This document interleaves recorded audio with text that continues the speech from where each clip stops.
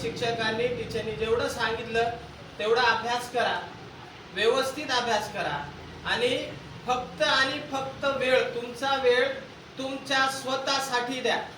दुसरं काय करायले किंवा दुसऱ्याचं काहीतरी चाललंय हे काहीच लक्षात ठेवू नका.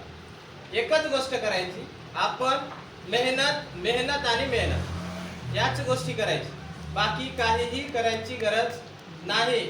कारण स्वतःला स्वतःची परिस्थिती जोपर्यंत कळत नाही, कारण जोपर्यंत स्वतःची परिस्थिती कळत नाही तोपर्यंत माणूस कधीच सक्सेस होत नाही.